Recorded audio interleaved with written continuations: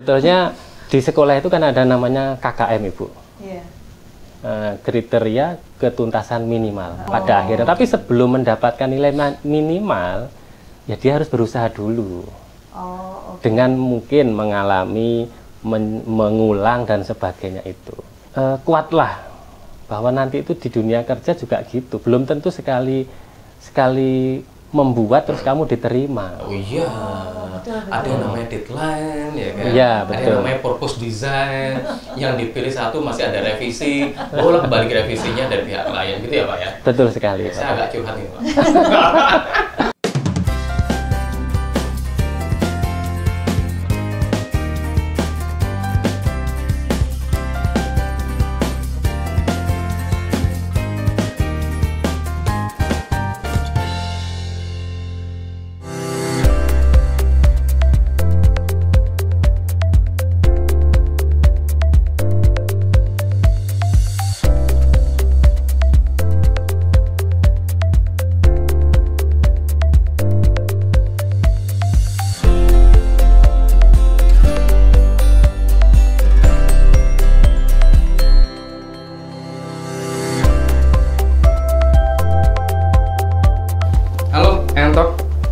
Kita jumpa lagi di episode terbaru dari Entok, dan kali ini kita ada di Brescia Suite Room dari Fasa Hotel Surabaya, hotel di kawasan Surabaya Barat, dekat dari pintu tol. Jadi Anda kalau mau ke Fasa lewat tol langsung belok kiri. Nah, atau belok kiri ya. Belok kiri.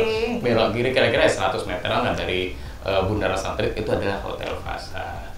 Bintang 5 dan oke banget. Ini kamarnya oke Bu Novi. Oke, kita di lantai 20 nih ya. Tuh. Lantai 20, kita tetap bisa melihat kota City View. Betul. Jadi ada Surabaya Barat, sama di sana ada Surabaya Utara. Betul. Iya. Dan dari sini kita bisa melihat kalau kita mau pergi ke tempat perbelanjaan, mall Betul. juga dekat. Jadi mall terbesar Surabaya Barat tuh ada, yang di Majen Sungkono juga ada. In between lah, ya kan. Iya, Jadi enak. Banyak tempat kuliner di sekitar Oh sini. iya, banyak banget sekali. Dan kamarnya juga oke banget, jadi bisa berbatapan sama melihat TV. Itu ada di batapnya tuh ada TV-nya. Lama-lama nggak kelar-kelar batapannya karena melihat TV. Oke, langsung aja narasumber kali ini luar biasa. Seorang guru, guru seni budaya dari salah satu SMA negeri di Surabaya. Tapi bukan guru sembarang guru ya Bu Novi ya. Iya, betul. Jadi apa istimewanya Pak Eko? Kali ini kita bersama Pak Eko Wahyudi. Apa kabar Pak Eko Wahyudi? Alhamdulillah. Baik. Sehat? Alhamdulillah sehat. Keren toh, guru seni budaya seperti ini. Pak, ngajar sudah berapa lama sebagai guru seni? Saya lulus kuliah 2003. Oke. Langsung mulai ngajar 2004. Sehingga ya, sehingga sudah 16 tahun lah. Iya, iya. 16 tahun. Dulu ngambil jurusannya berarti apa? Pendidikan apa? Pendidikan seni rupa, Bu. Seni rupa Ya, gitu ya. Memang cita-cita pengen jadi guru. Oh Oke, iya. iya. Terus milihnya kenapa kok seni rupa, punya hobi tertentu mungkin? Ya, background saya untuk sekolah menengahnya itu memang namanya SMIK. SMIK, Sekolah Menengah Industri Kerajinan. Itu satu Jawa Timur adanya cuma satu, yaitu di Pacitan. Jadi di kota kelahiran saya. Oke, nun jauh Jawa Timur di ujung sana Pacitan. Iya. Saya pernah ke sana, kota yang sangat indah banget. Betul. Pantainya Luar biasa. Betul. Jadi hidden beach-nya itu luar biasa di sana ya Pak ya. Iya, Nggak kalah betul sama sekali. yang ada di Bali, bahkan lebih tenang. Iya, gitu. karena belum banyak orang yang tahu. Alami banget. Saya pernah sarapan tuh Pak ya di atas bukit, terus ada telurnya itu, Nah. view-nya itu. Sarapan cuma 5.000 perak Pak, pecel. View-nya udah telur itu. Iya. View-nya lebih mahal daripada harga pecelnya.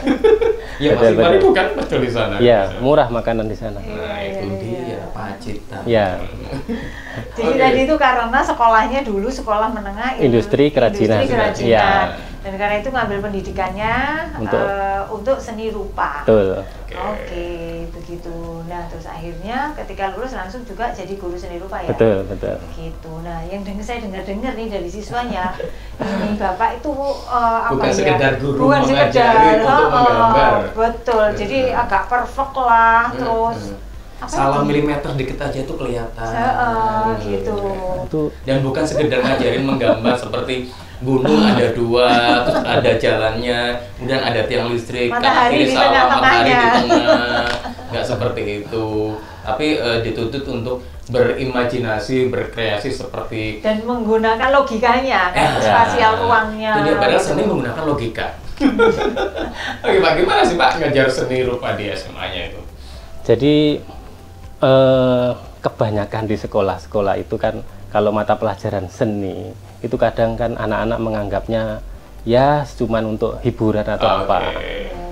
Tetapi saya mencoba agar bahwa anak-anak itu bisa melihat sisi seni itu dari yang lain sehingga mereka terbuka bahwa ada seni yang tidak hanya menggambar sawah, bahwa pelajaran seni yang mungkin melukis di kanvas, tetapi saya pengen mengajarkan mereka tentang konsep desain. Karena apa? Mereka hidup di kota besar dengan perkembangan yang sekarang ini, nggak mungkin kok mereka itu nanti akan jadi seniman, kecil sekali kansnya. Oh ya, industri sampai ke sana ya, mikirnya ke industri. Jadi kalau anak misalnya kebetulan saya kan mengajar di sekolah favorit, kans mereka ketika lulus dari SMA itu untuk jadi seniman kecil sekali. Kalau saya mengajari gambar yang melukis, terus gambar gunung, itu untuk jenjang berikutnya nggak kepake. Jadi yang art itu enggak ya Pak? Ya, jadi saya mencoba nggali kemampuan mereka yang menggabungkan antara art itu dengan otak kirinya mereka. Bagaimana saya kenalkan mereka dengan desain interior, saya kenalkan mereka dengan dasar-dasar arsitektur, sehingga ketika mereka nanti ke jenjang berikutnya, barangkali ada yang kau ke jurusan desain sudah punya dasarnya. Itu jadi mau ke arsitek, mau ya, ke kafe, silahkan. Ya kan? Mau ke teknik pun juga masih kepake. Dan mengolah rasa ya Pak seni itu ya. Ya. Dan saya mencoba agar mereka itu mengungkapkan menggali bakat mereka itu lebih dalam lagi. Yang selama ini belum pernah mereka mendapatkan itu dari guru-guru sebelumnya mungkin. Karena mohon maaf, biasanya ketika ada pelajaran gambar, kemudian anak-anak disuruh menggambar, kemudian dikumpulkan, ya sudah itu dinilai sama gurunya. Nah Bapak berharap apa sebenarnya? Kan dinilai berarti kan sudah sesuai harapannya gitu kan Pak? Ya kadang tidak sesuai dengan harapannya. Ya kan seni itu subjektif ya. Iya. Antara apa yang diharapkan oleh gurunya sama siswanya bisa jadi berbeda. Ya kan? Siswanya iya, betul. Ini bagus menurut saya. Menurut gurunya, oh ini nggak bagus. Menurut gurunya ini bagus, menurut siswanya yang temennya oh nggak bagus. Tapi gitu saya mencoba untuk menyamakan persepsi untuk mereka, Pak. Jadi bukan hasil akhir yang saya pinginkan secara endingnya, tapi proses mereka dalam belajar seni ini saya jadikan media agar mereka bermental kuat. Misalnya, gitu. Contoh, misalnya mereka sudah menggaris, seni dengan mental. Jadi mereka sudah menggaris satu buah garis, kadang itu miring. Nah, mereka saya coba, tidak saya wajibkan sih Bu. Karena awal itu pasti sudah saya kasih tahu desain yang bagus itu seperti ini, desain yang memenuhi kaidah seni itu seperti ini. Tapi kadang mereka belum ke arah situ. Saya mengasih tahu mereka. Nah, setelah dikasih tahu mereka itu mencoba memperbaiki enggak. Nah, ada yang dengan digitukan itu tambah patah semangat. Atau sebaliknya gitu ya. Ada yang tambah menggebu-gebu, ada yang malah tertantang. Nah, saya ingin mengembangkan itu agar ketika nanti mereka menghadapi mungkin pendidikan yang lebih tinggi, mungkin universitas, bahwa tugas untuk kuliah itu kan lebih berat lagi dari SMA. Jangan sampai mereka dikasih gini saja sudah pusing. Nah, sudah keder. Nah, kalau dengan gitu nanti di SMA sudah kayak gitu, di perguruan tinggi. Saya dulu di SMA sudah pernah mengalami gini, begadang ini sudah pernah saya. Jadi ini guru killer sebenarnya. Siswanya mantan saya ada di belakang itu bilang katanya dia memang killer. Tapi tujuannya baik ya Pak untuk mental mereka. Betul. Pak, tapi berseberapa banyak sih kalau dari yang jadi siswanya Bapak itu terus kemudian mereka menyadari bahwa oh saya ini sebenarnya diharapkan begini loh gitu. Selalu saya sampaikan Ibu bahwa tujuan saya itu adalah gini, bahwa kalian itu di luar sana akan menghadapi bermacam-macam masalah, bermacam-macam orang. Kalau saya di sekolah itu mungkin marah ketika di kelas tok. Tapi di dunia nyata, Anda nanti akan berhadapan dengan orang-orang yang kalau jahat ya benar-benar jahat. Kalau saya ini kan cuma pura-pura jahat. Mendidik lah ya. Mendidik lah ya. Pak, berarti Anda ajarkan bukan sekedar seni ya, tapi juga ada apa ya istilahnya menjurus ke arsitektural sama ke interior designer ya. Betul, seperti betul. Itu ya, Pak ya. Betul. Jadi bisa jadi mereka sudah mulai belajar untuk menghitung suatu ruangan yang dan dimensi. Betul. Kan kalau yang seni rupa biasa kan tidak sampai seperti Tidak itu. sampai Pak. seperti itu. Oh, itu dia kenapa miring setengah mil aja dia tahu. Itu kok bisa tahu sih Pak, gimana? Ya, kok Bapak bisa seperti itu? Ya gimana? sama mungkin dengan profesi lain karena kebiasaan. Oke. Jadi saya tiap hari yang saya lihat kan garis. Jadi kayak ada nanometernya gitu. So, ya karena kebiasaan saja. Oke. Ya, Tapi ya. Anda mengajarkan itu kan? Apakah punya background arsitektur atau interior design? Secara pendidikan formal tidak ada karena Oke. di universitas UNESA saya dulu itu adalah seni murni dan seni murni yang diarahkan jadi guru. Nah, yang saya sekarang ajarkan kepada anak-anak itu saya peroleh dari ya belajar dari senior, belajar dari mentor-mentor gitu. Yang senior sama mentor berarti seorang arsitek. Betul, betul. Ya. Seorang interior designer. Ya, gitu. betul, betul. Sehingga mencoba Anda mix antara seni rupa yang belajar di dunia kuliah dengan arsitek dan desain Ya. itu, dan kemudian Anda apa ya istilahnya transformasikan ke Siswa, siswa-siswa. Oke. betul. Sehingga mereka juga paham bahwa dunia art itu bukan hanya kebutuhan untuk art sesungguhnya, tapi Ya. juga ada kebutuhan industri. Betul. Let's say ketika nanti Anda juga menjadi seorang arsitek, kebutuhan untuk industri, interior designer juga kebutuhan untuk industri, dan yang terkait dengan apa desain-desain itu ya Pak ya? Iya, betul sekali. Oh, oke. Pak, boleh tahu nggak nilai yang terendah yang pernah Bapak kasih terhadap nilai seni rupa itu berapa ya? Sebetulnya di sekolah itu kan ada namanya KKM, Ibu. Iya. Kriteria ketuntasan minimal. Kalau sekarang untuk tahun sekarang misalnya 75. Pada akhirnya ketika anak itu sudah mengikuti proses pembelajaran, dia sudah melakukan step-stepnya dan dia hadir, ya sudah nilai minimalnya itu pada akhirnya. Tapi sebelum mendapatkan nilai minimal, ya dia harus berusaha dulu. Oh, oke. Dengan mungkin mengalami, mengulang dan sebagainya itu. Itulah yang saya sampaikan tadi bahwa kuatlah, bahwa nanti itu di dunia kerja juga gitu. Belum tentu sekali membuat terus kamu diterima. Oh iya, ada yang namanya deadline ya kan? Iya, Ada betul. yang namanya purpose design, yang dipurposkan bukan hanya satu tapi bisa sampai 3 desain, yang dipilih satu masih ada revisi, bolak balik revisinya dari pihak klien gitu ya Pak ya? Betul sekali, Saya Pak. agak curhat nih Pak. Dan kalau marah benar-benar marah. Oh iya, Nah. kan kita dibayari oleh klien kan? Betul gitu, sekali. Pak. Dan Kalau- sudah Bapak terapkan di Iya. sana. Kalau di Sekolah. sekolahan kan nanti endingnya dinilai, tapi kalau di dunia kerja bisa dipecat kan. Iya, iya, Kalau iya, kerja nggak iya, benar iya. gitu. Nggak digaji Pak. Nggak digaji. Atau kontrak diputus. Iya, Putus betul, kontraknya. Ini kan ada salah satu siswanya tuh pernah cerita sama saya. Apa? Jadi gambar ini apa waktu diminta untuk menggambar desain rumah Eropa atau apa, terus di kamar mandinya. Nah, bathtubnya itu katanya ukurannya padahal mili, kebesaran 0,5 mili loh, bukan senti loh. Nah, Itu terus kelihatan. komentarnya adalah ini kamu mau bikin Apa Pak? Mau ya komentarnya apa saja Pak? atau Apa Pak? tempat mandinya orang atau gaji? Ya, ya. Kadang saya itu spontan, Bapak, Ibu ya. Oh, iya. Spontan ketika mengomentari pekerjaan anak-anak. Dan itu nggak terpikirkan bahwa saya ini habis gini akan ngomong itu nggak terpikirkan. Hanya spontan saja ketika mengetahui gambarnya anak. Padahal sebelumnya sudah saya kasih tahu dulu bahwa misalnya kursi itu minimal untuk bisa behaviornya nyaman dipakai oleh orang duduk itu sekian. Skala sekian. Nah dengan skala sekian di kertas itu jadinya sekian. Nah misalnya buat bak mandi terus dia di kertas saja segitu, ketika nanti diterapkan di wujud nyatanya, saya tahu, selisih Pak. 1 mili ya Tahu, sudah Pak. jauh Itu beda. tidak sumur sama dia, bukan Batam, Pak. Jadinya besar, Pak. Iya. Oh, oke. Jadi logika, Ya. logika kalau misalnya apa itu ditempatkan dan dibangun atau Betul. direalisasikan, Nah. itu masuk akal atau enggak? Ya, saya mengajarkan Jangan-jangan mereka kamar mandi isinya kamar mandi Betaptok Ya. gitu ya.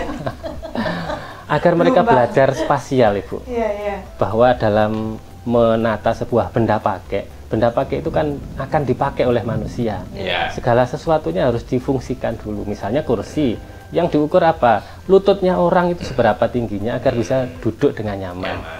Ketika naruh pegangan seperti ini, tingginya seberapa agar bisa naruh tangan dengan nyaman. Wah, wis nggak lulus kalau saya jadi siswanya. Kok pakai diajari gitu ya? Saya pikir gambar ya asal gambar ya. Saya itu juga tadi nggak ingat. Saya ini nggak ingat. Itu kan dimensi, ya kan? Ukuran, itu semua juga harus dihitung. Sebetulnya Jadi matematikanya Bapak kuat atau Pak Eko? saya nggak kuat, Bapak. Matematika mah kalau saya milih jurusan seni itu agar nggak mikir. Oh, nah sekarang kalau mikir hitung-hitungan ruang, dimensinya. Tapi kan nggak berat, Pak. Nggak ada kalkulus, nggak ada integral, nggak ada. Oh ya, cuma perbandingan rasio, Nah. rasio. Oke, Betul, Pak, betul. dengar-dengar ya Pak, ya selain ngajar, Anda juga ternyata YouTuber loh Pak. Bener nggak sih Pak? Iya, baru mulai, Pak. Mulai Sudah berapa saja. seri itu, Pak?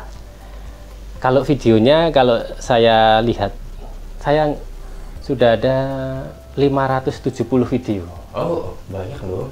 570 video, subscriber 41 sekian ribu. Oke, Wah, ngalah kita.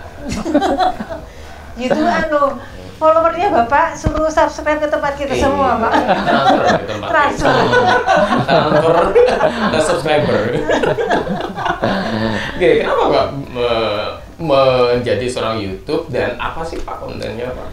Jadi ini berangkat dari sebuah pemikiran dan kegelisahan di masa pandemi. Dulu ngajar anak ketika tatap muka untuk mengajarkan desain itu aja sulit, Iya. sulit. Lah apalagi sekarang nggak ketemu dengan mereka. Oh, iya. Mereka Oh, entah iya. di mana dan entah dengan apa mereka mendengarkan saya lewat itu. Kan Kadang kan picture doang bukan video kan iya. ya. Nah, akhirnya kan saya buat video yang dimulai dengan susah payah karena bagaimana garis itu jalan satu persatu animasinya. Ketika menggambar misalnya proyeksi Eropa, itu ada tampak samping, ada tampak atas, ada tampak depan. Nah, step by step saya animasikan garis-garisnya. Nah, dari situ satu video, besok lagi mau ngajar, buat lagi, besok mau ngajar, buat lagi, seperti itu. Nah, awalnya hanya untuk konten kepentingan mengajar saja. Yang itu kemudian akhirnya di-share ke siswa-siswa. Nah, gitu. betul. Oh, oke. Dari awalnya seperti itu. Awalnya seperti itu. Terus kemudian Akhirnya yang make, yang melihat dan yang mempergunakan untuk mengajar ternyata banyak dari luar. Dan guru-guru yang lain, juga murid-murid yang lain. Dan saya mencoba membuat, karena materi belajar sudah habis. Artinya sudah saya buat semuanya, Ibu, Bapak. Gambar ini sudah, materi ini sudah. Saya mau buat apa lagi? Akhirnya ya saya membuat desain-desain denah rumah. Membuat desain denah rumah yang saya membawakannya itu dengan versi beda. Saya meramunya itu mungkin kalau dilihat visual gambarnya biasa, tetapi saya cara menyampaikan, saya kasih gimmick-gimmick sehingga ya mungkin bagi pemirsa atau follower merasa tertarik. Dan yang saya pentingkan adalah bagaimana mengatur sebuah rumah itu sirkulasinya bagus, terus pencahayaannya bagus. Nah, padahal tempatnya sempit, Ibu. Jadi rumah kecil tapi sehat. Ya, segmen saya itu menengah ke bawah. Orang-orang yang mempunyai tanah di tengah-tengah, terbatas, di perkampungan sempit, kanan, kiri, belakang sudah banyaknya orang, bagaimana mengaturnya. Nah, seperti itu. RSS ya. Rumah sangat sumpah-sumpah sekali. Sangat sulit selonjor. Nah, kita sih kurang gimmick-gimmick ya kayak Iya. Soalnya itu yang kemarin saya sempat ngeliat tuh Pak, yang apa rumah apa kamar mandi T gitu nah, kan. itu terbaru kamar mandi itu. T gitu Nah. kan, yang kamar mandi T itu yang sini kamar pokoknya bahasanya gini sih, suami istri sama-sama mau ke belakang gitu kan. Tapi ngomong-ngomongannya nih lucu gitu tadi tuh gimmick-gimmick gitu. Sama-sama ke belakang, terus tapi yang istrinya mau, yang satu mau BAB, yang satu mau mandi. Nah akhirnya mereka pisah lah gitu deh ya, tapi kamar mandinya sebelahan. Betul. Kayak gitu. Nah seperti itu. Itu yang kemarin saya sempat lihat itu Pak. Iya. Gitu. Saya mengambil yang sederhana-sederhana, tetapi itu orang butuh. Video saya yang misalnya Bapak Ibu ketik di YouTube, ketik aja denah kamar mandi, YouTube saya nomor 1 itu. Oh, ya. Emang spesialis kamar mandi Pak? Jadi spesialisnya perjedingan. Saya sudah ada 20 lebih video tentang kamar mandi, cuman mengulas kamar mandi. Pak, ini kamar mandinya gimana Pak? Ruangnya nih Pak, gak apa-apa Pak. Analisa. Dan Anda komenin Pak. Mulai dari kamar mandi yang elit sampai kamar mandi yang sempit itu ada. Jadi yang elit sampai ekonomi sulit ada semua. Ada untuk manula juga ada. Oke. Pak, di situ kan ada Eko M7 gitu kan? Betul. Itu apa Pak? Ini M7. M7 itu sebetulnya nama yang saya gunakan yang bagi saya membawa hoki. Saya itu banyak angka 7-nya Bapak Ibu. Oh iya, maksudnya? Saya lahir tanggal 7, bulan 7. Istri saya 7. Jangan. Istri saya itu lahirnya bulan 7. Istri saya anak ke-7. Rumah saya itu gang 7 nomor A7. Oh, anaknya 7. Anaknya saya 1. Akhirnya angka 7 ya. M-nya itu nama lingkungan saya, itu namanya Melaten. Melaten. Bukan, daerah Kebraun. Melaten ya, Melaten. Betul. Jadi barokah ya, saya berharap ini bisa barokah untuk semuanya, diri saya dan ya betul sekali Bapak. Pitulungan. Di konten saya itu saya buatkan namanya inisial. Jadi Mbak Pitu dan Mas Pitu. Yang Ibu lihat kemarin itu kan. Iya, saya lupa sih karena ini. Cuma percakapannya aja yang saya ikutin gitu. Saya mencoba monolog di situ. Iya. Karena konten saya itu kalau nggak ada gitunya kan males baca, malah gambar dibolak-balik, puter sana, puter sini. Nah, betul. Besok ya Bu Novi mau monolog. Iya. Loh, kan kalau kita ketemu Pak Eko ini kelihatan pendiam. Betul, ternyata. Di kontennya itu rame, cek gitu loh. Besok Bu Novi dari Novi. Pak, tapi Bapak itu dengan tim kah bikin itu? Saya sendiri. Oh, sendiri? Iya, sendiri. Oh, gitu. Ini terlalu banyak ya Pak ini? Saya ya pengen suatu saat punya tim gitu. Itu satu video jadi berapa hari Pak? Sehari ya? Ya, tergantung. Kalau saya banyak jam kosongnya sehari bisa 1 video itu. Oh, jam kosong itu jam kosong ajar? Jam kosong ajar, ya gitu. Dulu kalau masih pembelajaran daring online, sehari bisa 1 video, kadang 2 video sehari. Iya, makanya subscribernya banyak. Iya. Sehari 2 kali. Sehari 2 kali, terus channelnya tuh banyak di share sama guru-guru dari sekolah yang lainnya atau siswa yang lainnya. Kamu nggak subscribe ya? Nggak akan jadi murid saya. Ada ancaman. Nilainya KKN nggak bisa dapat kalau nggak subscribe. Saudaramu, temenmu terus. Oke Pak, jadi akhirnya ada value lain yang Anda lakukan selain sebagai pengajar. Betul. Di YouTube pun juga Anda melakukan untuk share tentang aktivitas bagaimana sih mendesain suatu rumah ya kan, atau denah atau apa seperti itu ya Pak ya. Nah, saya itu mencoba sebelum apa yang saya sampaikan dan apa yang saya pesankan ke murid saya lakoni dulu. Saya terapkan pada diri saya dulu. Nah, ketika saya mendisiplinkan anak untuk mengumpulkan tugas, ngasih tugas dan sebagainya, saya harus hadir tepat waktu. Kadang anak-anak itu tanya, kapan Pak Eko nggak datang ke kelas gitu? Kapan Pak Eko nggak masuk gitu? Soalnya ketika bel, saya sudah di depan pintu, Bu. Oh, gitu bukan ya? Di depan pintu itu apa pintu kelas. Pintu kelas. Biasanya bel guru beranjak dari ruang guru untuk berangkat ke kelas. Terus siswa sudah di dalam baru guru masuk kan. Kalau Anda 5 menit sebelum bel udah. Saya jalan dulu, bel sudah di depan pintu itu. Oke. Jadi Pak Eko sudah menghitung habis ini bel. Ya betul. Tukang belnya dikode dulu sih, aku tak ada di depan pintu dulu. Ada callingan tukang bel. Dan itu semuanya saya dapatkan di sebuah sekolah swasta, Pak. Yang sebelum di negeri ini bagaimana disiplinnya luar biasa. Sehingga ya memang outputnya juga luar biasa ketika kita disiplin. Tuh. Pak, tadi itu kalau Bapak ngajar yang dengan cara sedemikian ketat tadi itu, dengan harapan yang cukup tinggi tadi, ada sebenarnya meskipun dengan tujuan-tujuan tertentu ya, itu pernah nggak sih dapat tentangan dari misalnya kepala sekolah atau guru lain? Karena kemudian banyak siswa yang mengatakan, waduh Pak Eko tuh kalau ngasih tugas susah-susah gitu loh. Kalau tantangan enggak Ibu, tapi kalau nanya, Pak tugasnya itu apa Pak? Atau mereka, Pak Eko tuh ngajar untuk apa atau ngajar apa, kalau nanya gitu ada. Tetapi kan yang saya terapkan, yang saya ajarkan kan untuk kemajuan sekolah.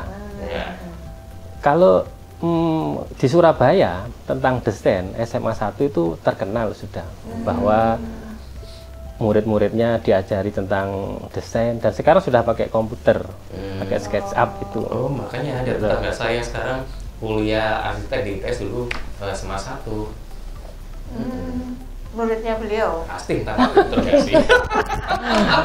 Jadi masih sangat jarang sekolah SMA di Surabaya yang diajari tentang desain, terus diajari tentang software untuk menggambar, masih jarang sekali. Oh, sudah software itu juga sudah ada. Iya, sudah. Mereka ya. Jadi SMA sudah belajar SketchUp ya Pak ya? Sudah, SketchUp. Di kelas 11, kelas 2 SMA itu SketchUp. Ya. Terus kelas 3-nya? Kelas 3 ya materi yang berbeda tetapi dengan SketchUp juga. Oh, maksudnya SketchUp. Betul. Oke, sehingga mereka juga bisa menerapkan secara visualnya nanti seperti apa. Betul. Oke, SketchUp ya, bukan kecap ya. Pak, terus yang kan gini, kalau mau ngajar itu sebenarnya ada kurikulumnya gitu. Nah, betul. Kurikulum yang kalau Bapak banyak memberikan materi seperti itu gitu, apakah itu kemudian masih tetap sesuai dengan kurikulumnya gitu?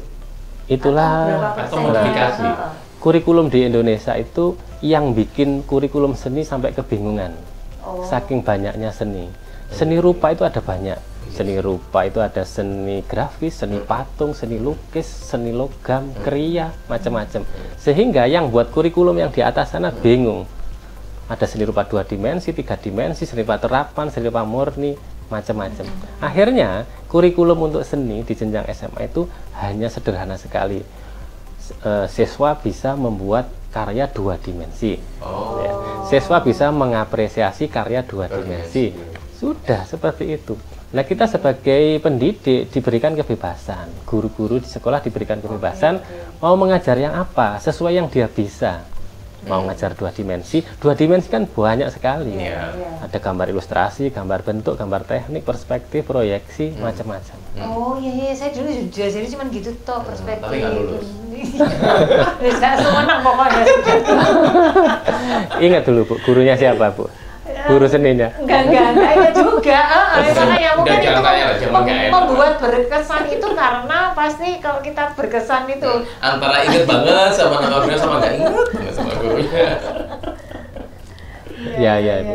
Oke, keren sih. Iya, keren dan tadi ya. Jadi bukan sekedar guru biasa, karena ketika mengajar itu sudah mempertimbangkan bahwa apa yang diajarkan itu akan banyak dipakai siswa, apalagi siswa-siswa yang tinggal di kota besar. Betul. Sesuai dengan kebutuhan lingkungan ini kan kita bicaranya di kota Surabaya gitu ya. Sudah seperti itu. Terus kemudian dalam mendidik siswa itu ada apa? Kedisiplinan, ada values yang bukan hanya anak itu memberikan nilai, mengerjakan sesuatu untuk mendapatkan nilai, tetapi juga prosesnya ya. Betul. Prosesnya yang kemudian juga Bapak nilai. Betul, gitu. Ibu. Kan kadang kayak anak sekarang gini, mohon maaf nih, misalnya PR dibawa pulang. Ya, sama. Nggak tahu. Nggak tahu yang mengerjakan siapa, pokoknya sampai sekolah sudah ini benar. Padahal kadang kerjakan bapaknya atau ya, bapaknya atau ibunya kan nggak tahu gitu kan ya. Ini kalau ini bapak atau ibunya tambah bener gitu. gitu kan. Siapa Ya. tahu Prosesnya. yang Bapak siswanya Pak Eko ternyata bapaknya arsitek ya. Banyak yang gitu, ada juga, gitu ada ya. juga. Tapi Ya. kelihatan Pak. Kelihatan, Kelihatan, Pak. kelihatan ya, pasti. profesional dengan Sangat kelihatan. karyanya ada. Ada campur tangan seorang Iya. arsitek lihat. Dan mohon maaf sekarang, bukan sekarang, dari dulu itu saya mencoba untuk menyentuh hati anak-anak. Jadi agar apa? Agar mereka bisa masuk ke dalam arah yang ingin saya ajak. Saya menyentuh hati mereka bahwa endingnya dari kamu nanti belajar, mulai dari dulu SMP, SMA, dan nanti itu akhirnya kan suatu saat nanti kamu harus bisa hidup mandiri Ya. dengan cara yang halal. Artinya kalau kerja ya profesimu bagus, kalau jadi karyawan ya kamu bisa mendapatkan tempat yang enak, dan itu semuanya itu prosesnya kamu lakukan dari sekarang. Nah, pelajaran saya jadikan media agar kamu belajar disiplin, belajar menghargai waktu. Coba misalnya kamu gagal gambar, perbaiki lagi. Nah, seperti itu. Jadi ada life skill-nya, mengasah life skill siswa sehingga nggak hanya hasilnya saja yang kemudian dinilainya. Nah, dari alumni-alumni yang saya tanya DM lewat Instagram. Nah, baru aja minggu kemarin, hari Minggu, saya mencoba live story gitu. Anak alumni semasa, angkatan lama-lama, tolong dong kabarkan kesuksesan kalian. Walaupun saya nggak banyak kontribusi di situ, lihat kalian sukses saja saya sudah senang. Ada banyak sekali, 50 replay banyak sekali. Habis gitu saya replay lagi ke story saya. Ya, ada mereka yang sudah jadi ini, jadi itu. Dari Bapak yang pesankan dulu, dari pembelajaran Bapak, walaupun saya bukan jadi desainer, walaupun bukan saya di bidang gambar, banyak nilai-nilai kedisiplinan, nilai hidup yang saya ambil dari Bapak. Dan itu bermanfaat untuk ketika mereka terjun di industri atau di pekerjaan. Betul, Pak. Maupun jadi seorang profesional. Tapi itu nggak mudah loh ketika seorang anak SMA yang jiwanya masih bergelora, yang nggak mau diatur, terus Bapak mengajarkan hal yang apa ya, sebaliknya dari keinginannya mereka kayak Kan gitu. masa mencari jati diri kan anak SMA itu. Betul. Ya memang ada yang nggak bisa, itu ada. Tetapi ketika dia sudah berproses, pada akhirnya ya lulus. Gitu. Ya karena gini, yang diajarkan sekarang tuh kita tidak bisa merasakan manfaatnya. Dikira kita tuh tanda kutip agak disiksa kan gitu. Tapi ketika kita sudah masuk ke industri pekerjaan, itu baru merasakan, oh iya dulu katanya Pak Eko sebenarnya ternyata benar, ya kan? Kata bapak saya, ibu saya dulu sebenarnya ternyata benar, ya kan? Nah jadi ibaratnya kalau kita kasih tahu sekarang nggak akan merasakan manfaatnya kan, dikira dimarahin kayak atau disiksa tadi itu, di deadline terus sama Pak Eko. Saya tuh masih sekolah loh Pak, kok di deadline sih Pak? Biasanya kalau salah nggak harus diulang, harus diulang karena nggak diterima. Revisi ibaratnya kan gitu, dan revisi di deadline lagi sama Pak Eko. Oke.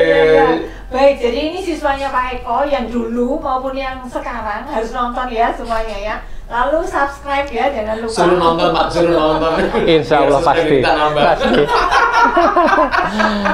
Lalu juga mungkin Pak Eko ini bisa disebutkan YouTube-nya apa, Pak, terus Instagramnya apa, sehingga kemudian bagi siswa di sekolah lain atau misalnya dari tenaga pengajar yang lain atau NN Talkers ini kan yang seusia kami punya putra putri yang mau bergerak di industri yang desain juga, itu bisa ada manfaatnya di channel saya itu adalah Eko M7 Barokah. Nama channelnya. Masuk ke YouTube terus cari Eko M7 Barokah gitu ya. Kadang nggak usah masuk ke YouTube, ketik aja di Google sudah muncul banyak itu. Instagram juga Eko M7 Barokah. Sama ya. Sama. Eko M7 Barokah. Betul. Hingga akhirnya channelnya dan sosmednya penuh barokah, hidup penuh barokah. Amin. Karena itu adalah pitulungan dari Gusti Allah. Keren Mbak, jadi semuanya serba 7. Thank you Pak Eko. Pesan mungkin untuk siswa-siswa Pak, siswa-siswa atau anak-anak muda ini gimana ini? Yang mau jadi guru, apakah harus jadi guru seperti apa dan sebagainya, Pak? Silakan. Ya, untuk anak-anak yang sekarang masih sekolah SMA, teruslah belajar dengan semangat, karena yang kalian jalani sekarang itu adalah proses untuk mencapai cita-cita kalian. Jadi cita-cita kalian itu mau jadi apapun, tetaplah semangat, jangan pantang menyerah, jangan bermental tempe, bermentalah yang kuat. Karena tantangan di masa depan lebih ketat dari sekarang. Dan satu hal, banyaklah berdoa, doakan semoga orang tua kalian juga sehat walafiat, sehingga terus bisa membimbing kalian, terus bisa menyekolahkan kalian, terus bisa menemani kalian sampai kalian jadi sukses. Doakan orang tua panjang umur, sehingga ketika kalian sukses, mereka bisa bangga menyaksikannya. Itu sudah sering saya, tiap hari saya sampaikan itu, bahwa mereka itu nggak ada apa-apanya kalau nggak ada orang tua. Oke, baik, terima kasih Pak Eko sharingnya, insight buat kita semua, insight bagi tenaga pendidik juga, serta buat adik-adik atau teman-teman yang akan memilih profesi seperti Pak Eko. Bukan hanya berprofesi sebagai pendidik saja, tetapi pendidik yang punya nilai plus-plus, sehingga kemudian dikenang oleh siswanya oleh filosofi yang kita sampaikan atau kita terapkan ke anak-anak selama proses belajar mengajar. Betul. Oke, thank you untuk Fasa Hotel di ruangan yang luar biasa, roomnya di Brescia Suite roomnya di lantai 20 kami kali ini. Dan jangan lupa untuk like, komen, dan subscribe channel LN Talk ini. Ya, benar ya. Oke, sampai jumpa lagi di episode berikutnya dengan narasumber yang menarik lainnya, atau konten kami berdua juga menarik lainnya. Sampai jumpa.